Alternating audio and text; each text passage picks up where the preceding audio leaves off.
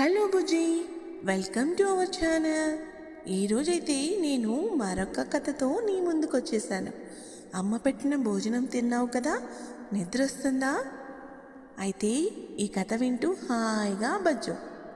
అయితే ఇక కథ మొదలు పెడతామా? ఒక ఊర్లో రాము అనే అబ్బాయి ఉన్నాడు.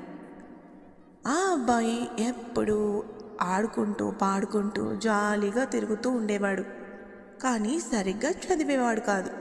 అమ్మా నాన్నలు చెప్పినట్టుగా ఇంట్లో వినేవాడు, కానీ స్కూలుకు వెళ్తే సరిగ్గా చదవకుండా, టీచర్లు చెప్పే పాఠాలు సరిగ్గా వినకుండా అల్లరల్లరి చేస్తూ ఎప్పుడు ఆడుకోవాలి అని అనుకునేవాడు. అలా కొన్ని రోజులు గడిచిపోయాక వారి ఎగ్జామ్స్ అయిపోయి మార్క్స్ వచ్చాయి. తను 5th క్లాస్ చదువుతూ ఉన్నాడు. మార్క్స్ రాగానే టీచర్స్ చాలా కోపమయ్యారు.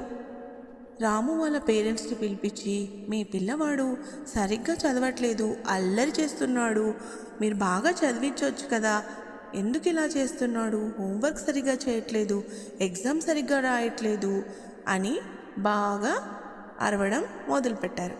టీచర్స్ అలా అనేసరికి పేరెంట్స్ ఇంటికి రాగానే రాముని ఏమనలేక ఏడుస్తూ కూర్చున్నారు. రాము పేరెంట్స్ బాధ విని, వాళ్ళ బాధ చూసి, వాళ్ళ మాటలు విని